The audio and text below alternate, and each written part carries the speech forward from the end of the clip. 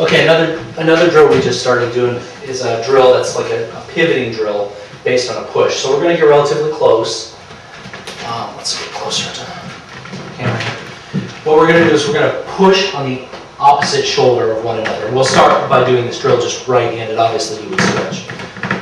The roles change though, so I'll be the attacker first, and what he's going to do is he's just going to sink and pivot and actually let it hit him a little, but he's going to ride and disperse that energy downward to make sure that he's okay with that.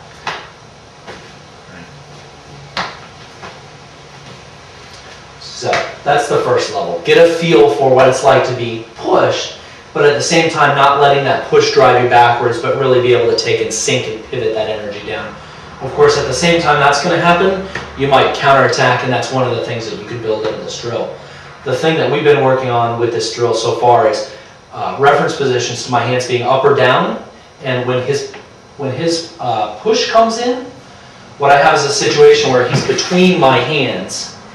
Either if my hands are up or if my hands are down, he's relatively in between my shoulders. So I have choices of using hands up style techniques or hands down style techniques. So we'll do the hands up style techniques first. So as he pushes here, if my hands are up, for my lead hand, I'll go left hand, lead hand first. So pull back and then push.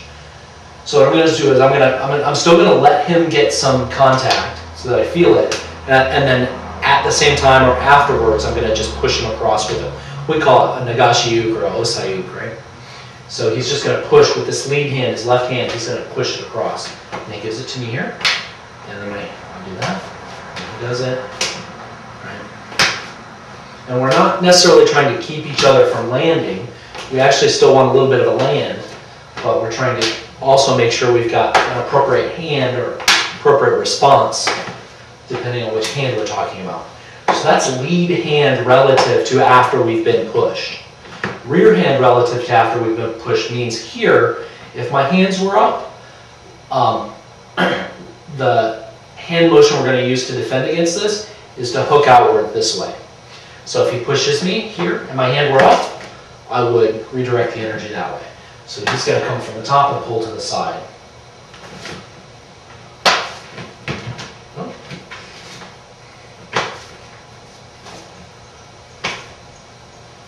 Right, go ahead. You might have to adjust your timing a little bit to make sure each other have the chance to get into the proper position to really make the technique effective.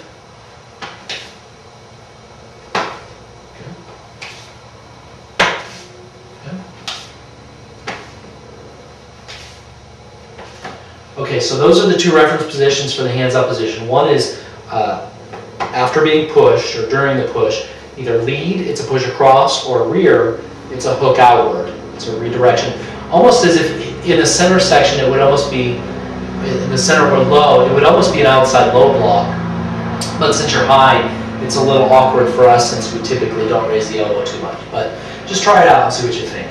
So relative to hands low position, we've got the push comes in to the shoulder, and what I'll do is I'll bring the shoulder and elbow across like saifa, right? In Wing Chun it would be bong sao, right? And so I push, and he does the same thing. He's going to lift his elbow up just a little bit, turn his shoulder.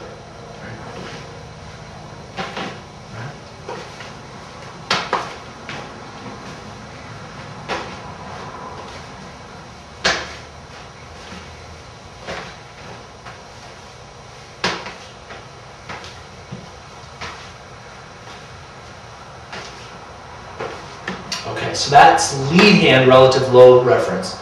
So we had high hand relative, high hand lead, high hand rear, low hand lead, and now we're going to do low hand rear. Low hand rear is basically middle block position or kaki position. So from the inside, it hooks out as you turn your body, right?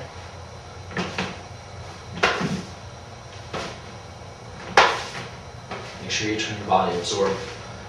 Let it hit, absorb, and then go. Right. Good. That was better.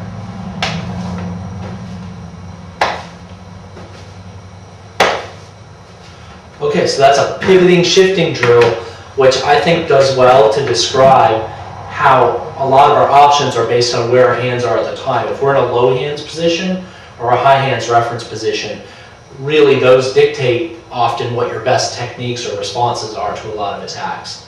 So this also discusses lead hand and rear hand relatively well, which I think is another thing to really spend some time working on and understanding how they affect some of your best responses.